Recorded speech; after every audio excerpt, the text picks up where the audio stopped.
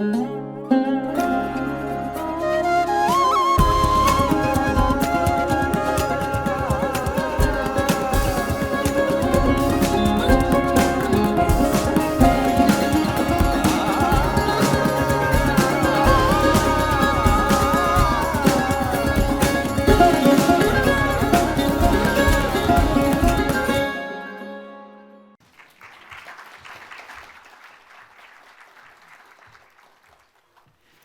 morning.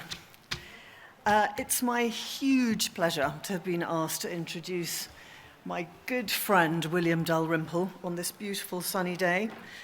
I first met William when we were both cub reporters, literally. I think it was 30 years ago that we first met, when we were both publicising our first books and we were toiling around the bookstores of England, usually on a very cold winter's night, and giving readings of our books to, as I remember, very, very small audiences, most of whom are usually asleep in the front row.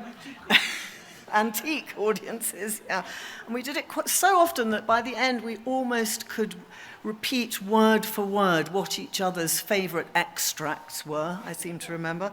But since then, things have changed quite a lot. And William has become not only one of our most brilliant historians, but also a superstar of the international literary scene. He's the author of 10 books, several anthologies, prize-winning television documentaries, and most recently has become the co-host of one of Britain's most successful history podcasts called Empire, which now has, he was telling me this morning, more than 500,000 downloads a week. And if you haven't already listened to it, then do, because it's completely brilliant. He is, as you know, a co-founder and co-director of the Jaipur Literary Festival, and I was going to include a whole passage on the many, many awards that he's won, but that's already been done for me, which is just as well, because actually you can't, in fact, fit them all on the page. There are so many of them. So I'm just going to skip over that bit and go on to the more important thing, really, which is that for the last 20 years, William has been working on the history of the East India Company. It's an extraordinary and sustained endeavour, which has given us his best-known and best-selling, and I would say his best-loved books, White Mughals, The Last Mughal, Return of a King, and The Anarchy. And I think that this is not the main point, but it's definitely a very important point about William's work, which is that people love his books. They don't. When you read one, you're aware that you're in the hands of a very, very accomplished historian, but you're also carried away by his incredible gift of storytelling. And so to read one of his books is to never forget one of his books, and people really do love them. And that is, from one writer to another, the greatest accolade that I can give any writer, and it's richly deserved. He's here today to talk about his most recent book, Forgotten Masters, the Indian Painters for the East India Company, a visual full stop, as he puts it, to this extraordinary oeuvre. So it's my great pleasure. Please welcome William Dalrymple.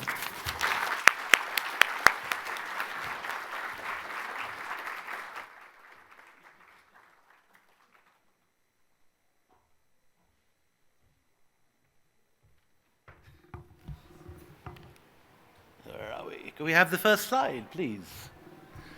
Here we go. So, as Katie said, I spent the last 20 years writing a history of this monstrous institution, the East India Company. People talk lightly about the British conquest of India, but one of the most extraordinary piece of information about that is that it wasn't the British as such. It wasn't the British government or Downing Street or the royal family or any of the rest of it. Much worse than that, it was a corporation, a for-profit corporation. It was a conquest that was motivated and generated for the benefit of shareholders. The nearest thing in sort of fiction I suppose, is Avatar, where that mining company goes to another planet and threatens to sort of wipe out everything indigenous in order to mine the minerals beneath. This is, in a sense, the true story that sort of inspired such ideas. Because one of the things that the Elizabethan English did was to invent the idea of a corporation. The idea that the idea had been there for many generations that you could have a guild where, for example, wool workers would club together, join their capital and go off on an expedition. Say the wool workers of Suffolk would go off to Brussels to buy wool for their tapestries or sell their goods or whatever it was. But a corporation is a different idea. A corporation allows anyone that's got some spare cash to invest in a scheme and to take a share of the profits, if there are any, or bear together the loss if that is what happens. And the first of these corporations was something called the Muscovy Company, founded to trade with the even more violent world of Ivan the Terrible in early Russia. And the Muscovy Company was buying pelts and furs and forest goods from Russia and selling it at enormous profit in Europe. There then followed the Levant Company, and in 1599, the same year that Shakespeare is writing Hamlet and Julius Caesar, if he had got stuck in the middle of a speech to be, and what's the next?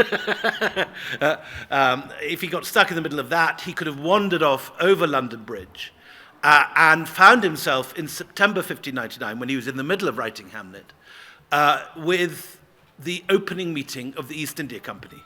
And we have the documents of this company being founded, the different people that invested, and it starts with people like the Lord Mayor of London putting in £2,000, but ends with ordinary shopkeepers, people who describe themselves as furriers or haberdashers, putting in 5 shillings or 10 shillings.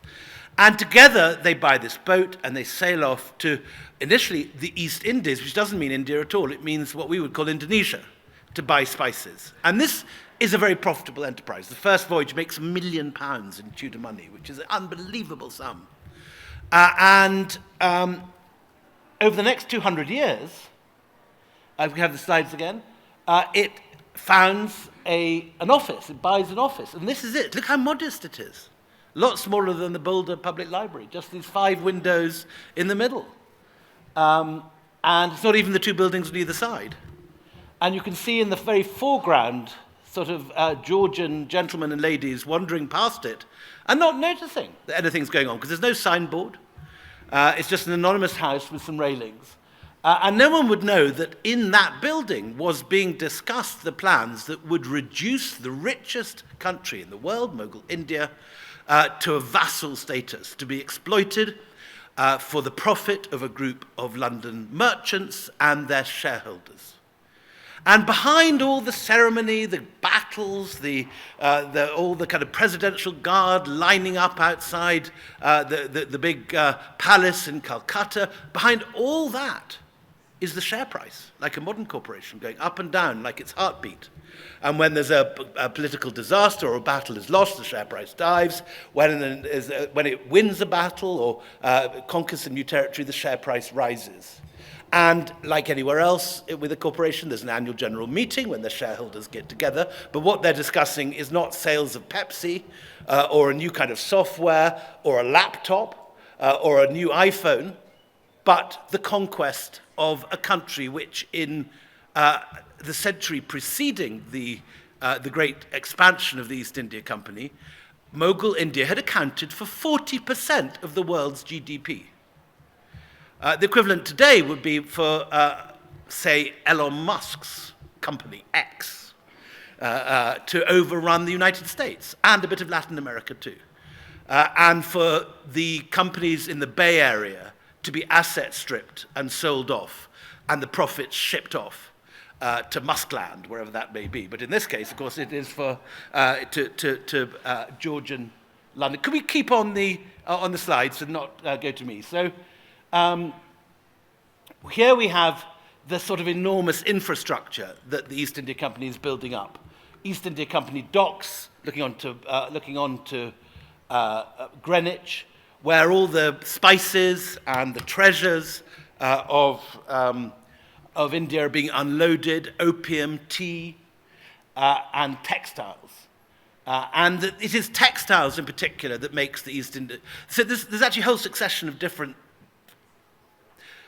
commodities which have their own history. Initially, the company is trading in spices with the East Indies, with Indonesia, buying particularly pepper and nutmeg from the East Indies, making a profit from that. They then switch in the 17th century to textiles, because India is making the greatest and cheapest textiles in the world, on 1 million looms in Bengal alone. And then they conquer Bengal and start shipping the textiles around the world. So much so that there's deindustrialization in Mexico because of the mass import of Indian textiles. But the profit is going not to the Indian producers, but to the East India Company middlemen, who are moving it from production in Bengal to point of sale in Mexico. Then they realize that, having conquered a great chunk of Bengal, that there's a lot of marginal land which is not being used, and they begin to grow a crop on that's very good in marginal land: opium poppy. They sell the opium poppy illegally in China. The Chinese oppose them. They fight 2 opium wars, seize Hong Kong. With the profits of the opium, they buy tea, which they sell in India, in Europe. And through all these thousands of clippers which are being built, the fastest vessels of their day, they sell tea as far as Boston. And it is East India Company tea which is being dumped in Boston Harbor at the beginning of the American Revolution. Now, all countries rewrite their histories, often with patriotism and nationalism in mind. One part of the story of the American Revolution that's been lost is the fact that a lot of the patriots are very incensed at the news coming out of India. In 1774, the law was changed to allow the East India Company to sell tea directly in America, in the American colonies. And this is immediately after and because of the mess they'd made in Bengal. In Bengal, in 1770, through no ill fault of the East India Company, a famine broke out. Famines were common in India, but responsible rulers put aside, like the biblical Joseph, put aside grain in rich years to use during lean years. The company had not done that. So when famine breaks out, there is no grain in the granaries. There's nothing to feed anyone with, nor do they make any effort even to ship grain from up country where there isn't a famine and could easily have saved people's lives. But 5 million people die.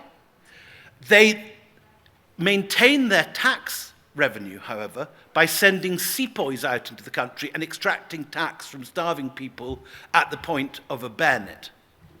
And in 1772, when a full tax is gathered, despite 1 million people dying of starvation, the company shareholders are so thrilled at the annual general meeting in London that they vote themselves an increased dividend from 10 to 12.5%.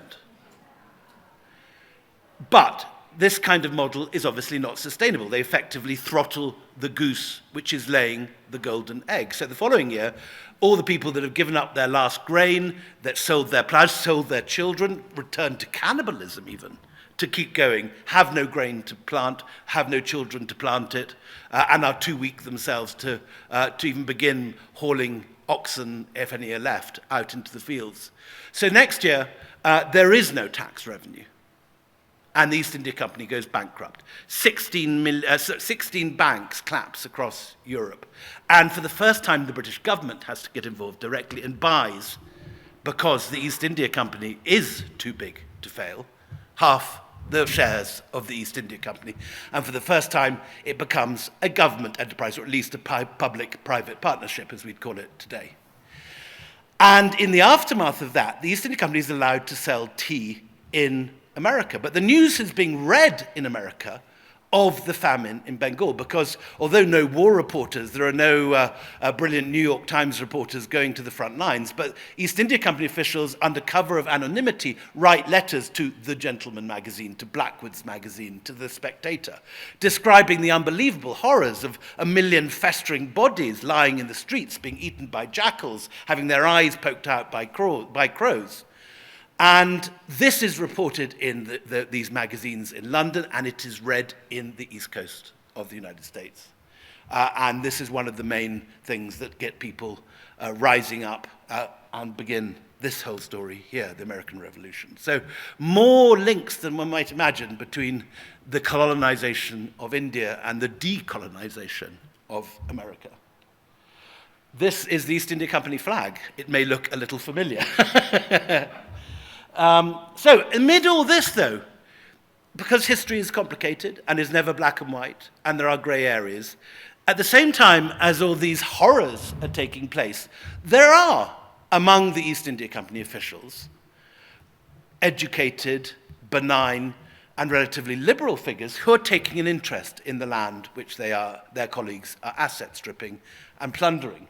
And you have figures like John Wombwell, a Yorkshire chartered accountant, smoking a hookah, wearing his Indian clothes.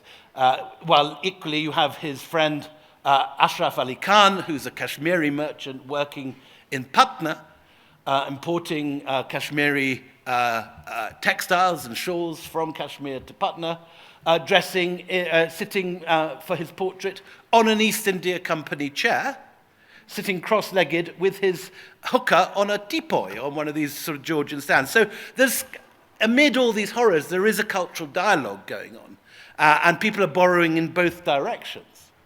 And here, this is his girlfriend, Ashraf Ali Khan's girlfriend, Mutabai, seen against the background of the Ganges, sitting in her chair properly, unlike her boyfriend who's sitting improperly.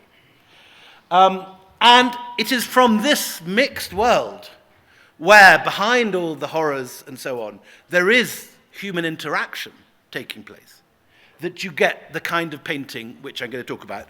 I put it into this book, Forgotten Masters, which is like an epilogue of my quartet, and it is the catalogue of a show that we put on just before COVID in the Wallace Collection in London, gathering together for the first time an extraordinarily diverse collection of very different sorts of Indian painting, commissioned by some of the more liberal and intelligent East India Company servants by late Mughal painters. And just like we saw that shift backwards and forwards, John Wombwell wearing Indian kit, Ashraf Ali Khan sitting on a Georgian stool, so in the painting you see these two worlds converging. And there's a particular good example of this in this painting, which is of Mazhar Ali Khan, who is one of the most talented late Mughal artists of the court of Bahadur Shah Zafar in Delhi. And look at his kit. He's sitting in the traditional position of a Mughal artist with one leg raised up, painting about 6 inches from his eyes, on a board, with the board resting on his knee. But he has European glasses to do so. And if you look, he's got a watercolor kit in his box of tricks, alongside, on the ground next to the chest, oyster shells filled with Mughal pigments. So here you have European colors, Mughal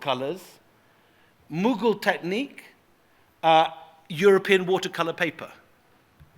And this is the world about which we're going to be exploring in the next 40 minutes. A world where East and West is coming together in a very interesting way. And one of the first great art historians to study this, Stuart Carey Welsh, whose collection, funny enough, is coming up for auction next week, noted the way that this was a very much a sort of joint enterprise, how the way that these two worlds came together to produce some of the greatest masterpieces. Up to about 10 or 15 years ago, this whole school of art had been regarded slightly as colonial ephemera, and did not make it into any established canons of art, of work produced, or anything that was recognized as Indian art. That is changing now, thanks to Carey Welsh's influence, and I'm sure that you will agree the pictures we will see over the next 40 minutes are some of the great masterpieces of late Mughal painting. And the painters who did it, when many of their names were not even known, this extraordinary artist, Yelapa of Vellore, had never been written about or his name established until the research that took place by some wonderful scholars for this exhibition. And we found this artist whose work is very clear. One of his paintings adorns the cover of my book, The Anarchy. No one knew his name until we found it in the album, which this man on the right is holding, which still exists intact. And we displayed it with this page open. And again, look at this sort of hybrid. You can see the watercolors on his, English watercolors on his stand. He's put some sort of chest. If you look, he's propped it up with two chocks. You can see on the front, just to get the angle right. And the Mughal colors are on the ground in oyster shells again. And he's got his two assistants, one of whom is holding the finished album, in which this is still bound. And the other has got a sort of dirty cloth to sort of clean things up. I'm not sure what his job was. And here he is, this extraordinary face, very proud stare in this self-portrait. And he hasn't flinched from showing himself with the smallpox from which he'd clearly suffered as a child. Yet this is a very proud face of the artist in his own album. Now, there are records of Europeans commissioning work from Indian artists from the 17th century, but the first to really take it to a different scale is this guy, Claude Martin. Extraordinary figure, originally worked for the French East India Company, and then went across to the English East India Company and set himself up in Lucknow, which was a sort of strange mixture of sort of Las Vegas, pre-revolutionary Tehran, and Monte Carlo, this sort of very sort of decadent, opulent world. And Martin sat in the middle of it, supplying luxuries to the rich and making a fortune. He built himself this wonderful riverside palace and traveled around by boat. We often forget that 18th century India was mainly connected by river rather than by roads. This is his another of his palaces. And this is the famous La Martiniere School, which he also built as his sort of, both his main memorial and a tomb at the center, which he built during his own lifetime. And inside this complex, he acted as a focus for the coming together of Mughal artists and intellectuals and those of Europe. And this is a picture of some of his friends. Claude Martin is in the red coat in the middle, pointing at a picture. John Wombwell, the guy we last saw, the accountant with the turban from the first picture, is sitting on the right, this time looking much more like the rotund Yorkshire figure that he was. The artist Zoffany is at the back, the self-portrait, looking at the viewer. And another great commissioner of great Indian painting, Antoine Paulier, is on the left. Antoine Paulier went back to France with extraordinary bad timing in 1788 and bought himself a chateau, just in time for the guillotine the following year.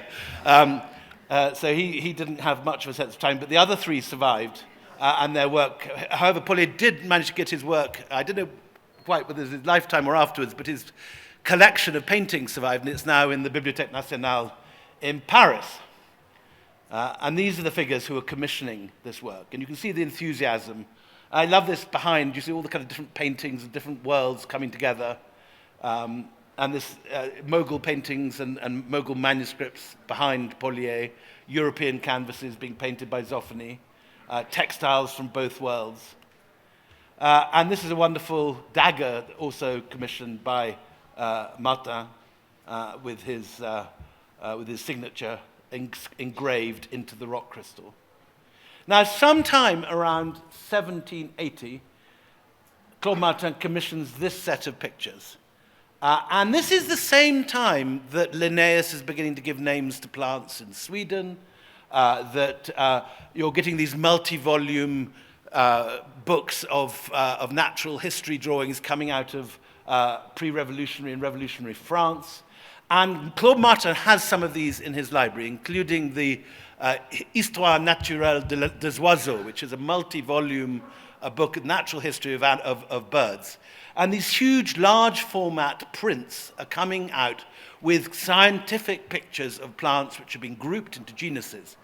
And Claude Martin just had the idea of showing these to Mughal artists who had their own tradition of painting natural history work. And it's from the conjunction of Mughal artists who normally painted durbar scenes of courts and maharajas and nawabs with the sort of new kind of natural history painting coming out of France that produces this genre.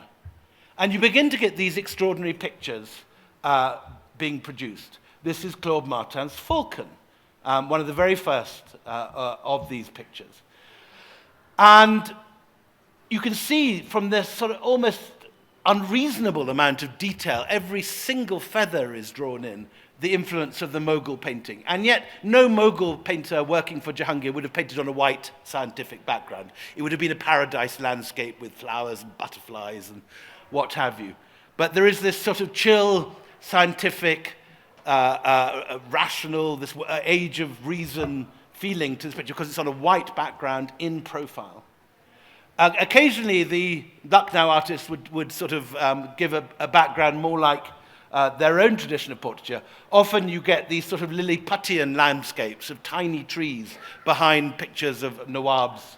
And some of the earliest ones of the Claude Martin album have this, but the Nawabs are replaced by storks, including this wonderful adjutant stork now in the Met. And at some time in the 1780s, one of Claude Martin's friends, a man called Sir Elijah Impey, brings some of these new paintings that have been painted in Lucknow down to Calcutta, where his wife, Lady Mary Impey, who's only 18 and was a keen natural history enthusiast, she's been keeping a diary looking at the newts and the lizards and things in her home in Oxfordshire. She comes out, and together they commission this extraordinary album of paintings using Mughal artists from Patna. Some of the first pictures they painted of their own household. Here's Lady Impey choosing her turban for the day. And here are these children running around. The Mughal artist doesn't know what to make of the white pigment of the children's skin. And it's like sort of ghosts running around in the nursery here. The nannies and the servants are all painted as real human beings, while the children are somehow like sort of alien creatures beamed down from planet Spock. But this is the art produced by Lady Impey's painters, and particularly this extraordinary master called Sheikh Zainuddin of Patna. And he produces some of the greatest natural history paintings ever produced. Paintings that make their English contemporaries like Stubbs look like clumsy primary school drawings. This is a wonderful cheetah with these wonderful spots on this yellow ground. This is one of my favorite. This is Lady Impey's shawl goat, brought from the Himalayas. This is where the kind of goats which were bred for their wool, which would go into making cashmere shawls. This looks as if it would have got very hot in Lady Impey's garden in Calcutta. Malabar giant squirrels. Again, you get these sort of, doffing a hat to the French scientific tradition. You've got a little sort of cross-section on the right, a very un-Mughal thing to do, and a broken stump. This has got all the delicacy of some of the great sort of Chinese ink drawings of the time. Look at the curve of that neck on the common crane. This used to belong to Jackie Kennedy, remarkably. This has got a whole sort of life cycle, this picture. You've got, on the left, you can see a chrysalis hanging from one leaf. It hatches into the caterpillar, which is nibbling the leaf. You can see the leaf half-eaten. And then that transforms into the moth. It's like the beginning of one of these sort of, David Attenborough natural history programs, but done in 1780, Calcutta. Some of these you wonder whether they were done alive or dead. Were the painters painting real birds in aviaries, or is that elegant curve of this bird actually sort of rigor mortis? I don't know the answer. This is sort of COVID corner, pangolins, and we have some other spreaders here of male fruit bats. This chap, I think, is wonderful. He looks like a sort of commendatore ushering some woman into a Venetian opera, except, of course, he's a bat. And as you can see, he's a very male bat. Here's his girlfriend. And here's after the opera, taking a well-earned nap after 8 hours of Mozart. And working for Sheikh Zainuddin is our two assistants, Bhawani Das, who produces this again around 1780, for the Botanic Garden in Calcutta. And again, some scholars argue that this may have been the first produced of these hybrid Mughal Enlightenment drawings. This wonderful green mangoes. Here again, remember this is the age of the opium trade. This is the East India Company exists for profit. It's looking for plants it can grow for profit. And this is the discovery that you can grow opium in India. This is something that will lead to thousands of deaths. But on the way, we have this wonderful piece of art amid the graveyard. Strange sort of, I think it rather looks like the work of Leger. These strange ways that these Mughal-trained artists produce sort of almost surrealist plants, sometimes seen in cross-sections, sometimes seen straight on. This is interesting. The artist Rangia worked down the coast in what's now Andhra Pradesh. And he was an artist working in the Kalamkari tradition, painting textiles. And you can see that the way that he always takes the tendrils of this plant on a dance around the edges of the canvas, filling the empty spaces. So again, each artist is bringing a slightly different artist tradition, a different way of painting to this enterprise, producing something that's not quite European, not quite Mughal, not quite Andhra, but somewhere in between all these different traditions. This is one of my favorite now in the Met. This is a Bengal riverfish. You can just see its eye here in one. You get some standout artists who sign their own names. This is Haludar. That's my inscription. It's not actually called the Funky Gibbon, but it does look as if it's doing some fantastic dance. And then you have these gorgeous field mice that would have done Beatrix Potter proud. All the Mughal tradition whereby you capture the character of someone in your portraits, fully on show here. Look at that perfect image of a field mouse. Or this bear that looks like it's trod an electric lead, and its hair is standing up on. And again, some of these artists, are a bit sort of unsure what to do with the European kids. What's going on here? This is Sheikh Mohammed Amir, one of the great artists. He did not work for patrons. He seemed to have toured cantonments looking for work and painting individual houses and their households. And what's going on? Is he not showing the girl's face because he's a Muslim and he doesn't want to show a young woman's face? Is he showing respect by covering her face up? Or is he just unsure about whether this person is quite a human being at all because the three Indian servants are given their sort of full humanity and character, but the English girl remains a cipher? There's lots of questions you can puzzle over on this image. He also the English, of course, loved their dogs, and Sheikh Mohammed Amir made a good career going around painting people's dogs at this period in Calcutta. He also paints gigs. This is an astonishingly beautiful light drawing of fantastic elegance.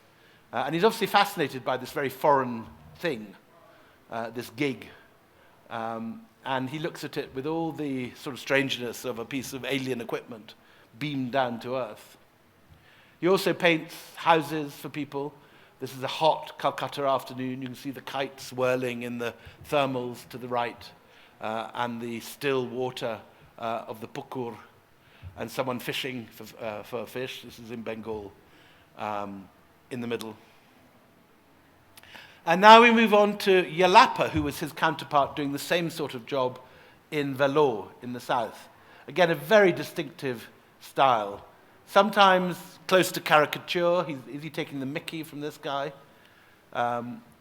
These extraordinary images of sepoys of different regiments and their regimental colors.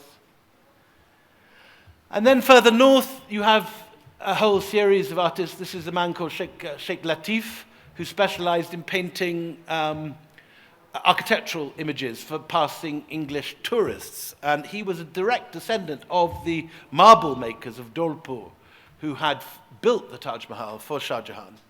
And he sets himself up doing the equivalent of postcards for passing English trippers coming to see the wonders of Mughal Agra and Delhi. But what gorgeous buildings.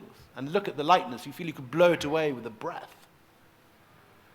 Delhi was a particularly rich center of architectural drawing, given the extraordinary ruins of successive dynasties lying in the plains. And early on, this character, Ghulam Ali Khan, comes to the attention. He may well have worked for the Daniels, who did these wonderful series of lithographs in India in the 1780s. And he set himself up in the 1790s and early 1800s as both an artist for the Mughal court and any passing commissioner. He painted this for James Skinner, the new St. James's Church. Again, you get the impression of all the strangeness of this architecture to the artist, who's painting, again, a very alien world. Look at the kind of strangeness of these English gentlemen in their top coats and hats moving around in this space. Some wonderfully surreal work. This is Ghulam Ali Khan painting Nawab Judger riding on his tiger, as one does of an afternoon, going for a nice evening trip on his tiger. But a lot of the English show a particular interest in the dancing girls of Delhi, as anyone would. Look at this fantastic outfit here. This is Pari Khan Khanegi, shown in an outfit that would have livened Woodstock or one of the great gatherings of the 60s. But in the 1830s Delhi, he'd have got even more of a dash. This is another of the great dancing girls, called Malagai, by an artist called Lalji. And it is working for William Fraser that you get some of the greatest paintings of the Ghulam Ali Khan family circle. This is a picture of William Fraser, the British ambassador at the Mughal courts, main ADC, or kind of manservant, who's a guy called Kalla. And he's shown in this lovely sort of double picture on the left as he arrived to apply for a job from William Fraser, wearing his sort of peasant lungi from the fields.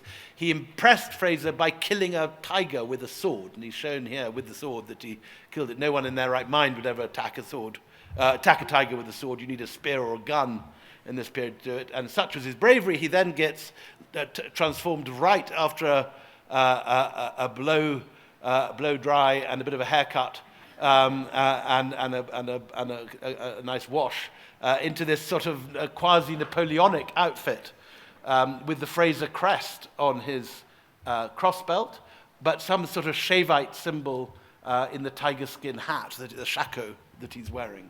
So all sorts of different worlds are coming together here. Fraser also takes an interest in the mendicants and fakirs of Mughal Delhi. This is Lakshman Das. This is another of Kalla's colleagues in Skinner's horse. Again, look, you can see very clearly the tiger skin of the shako in this one. This sort of Umi Chand, it looks like someone out of Flashman or Tom Brown's School Days. And these wonderful mixtures of the peasants of the Haryana fields, along with the full outfits of Skinner's horse once they'd been recruited into Skinner's service. There are paintings not only of those on the margins of society, like the fakirs, but also at the top.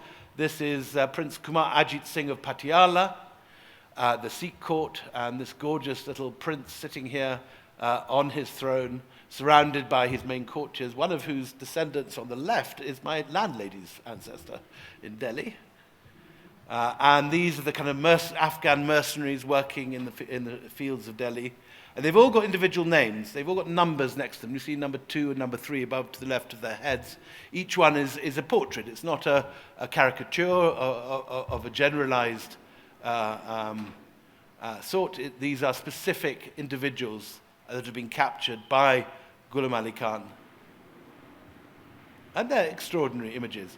William Fraser, as well as mixing with the Mughal court, had his girlfriend, who's called Ami Ban, who's this girl on the left with her daughter, and this woman with the beard on the right, who is Fraser's mother-in-law.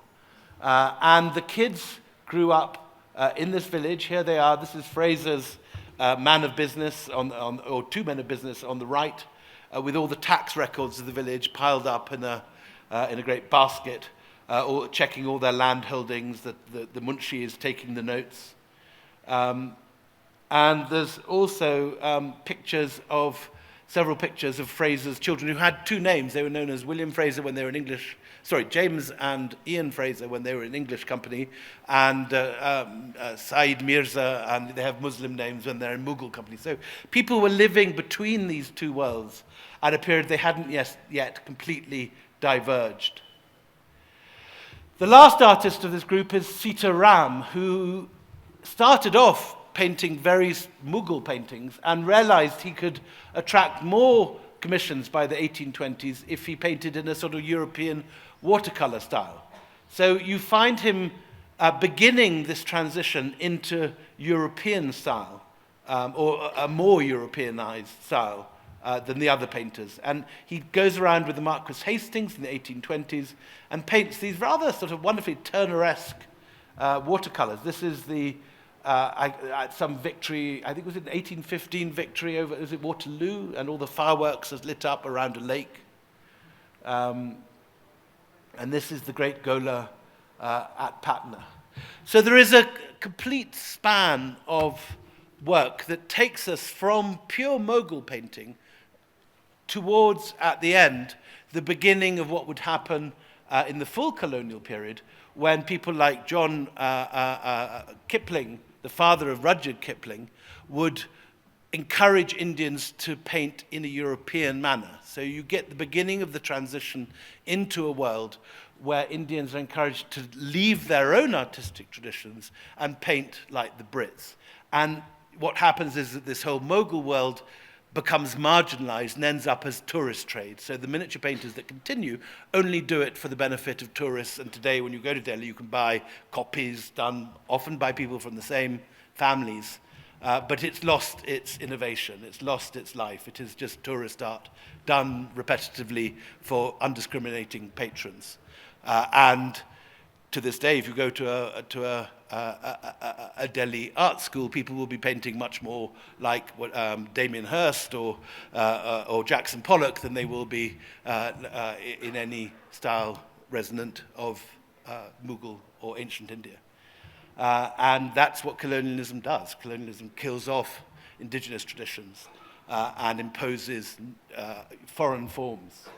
So it's a sad story, but it's one which includes on it many of the great masterpieces, and particularly these sort of impy birds are things which I think are some of the very, very finest work ever produced by artists in Delhi and in Calcutta. So I urge you to read this book and to look into this school, because it contains many treasures and wonders. Thank you.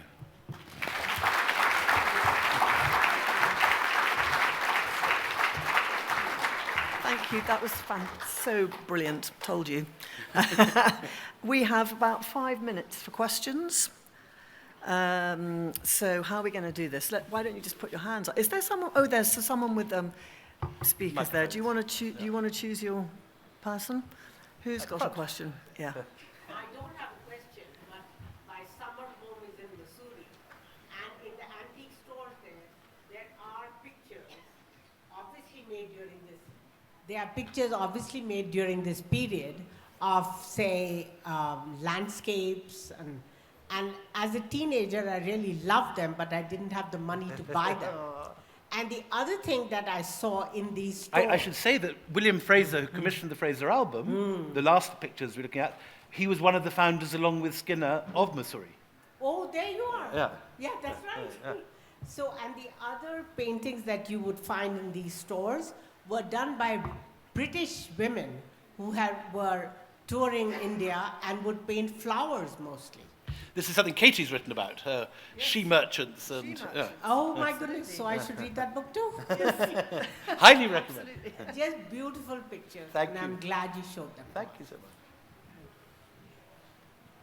At the back here, this gentleman. I'll speak up. In these paintings, there was some pre-Mughal art too. Would you like to comment about that? The South Indian paintings is Influence, yes. So today, all these commissions for British patrons are lumped together as company painting, which isn't a moniker we used at all ourselves in this book, because it seems to me that what you have is a variety of very different traditions.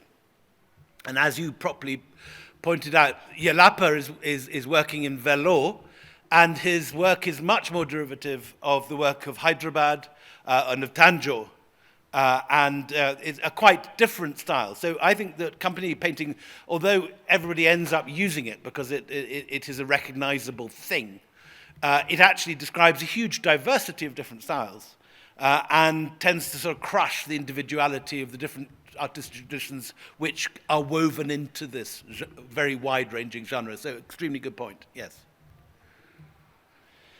Anything else? If not, we can all go and have our lunch. One other, yeah, no, one last painting, last question. It is. And Katie, what is your book? It's the book about India is called The flowers. Somebody mentioned She Merchant. My book about India, women in India, is called She Merchants, Buccaneers and Gentlewomen. I read that one. Okay. Thank you. We will be signing, so we'll go down there now. Thank you very much. Bye-bye.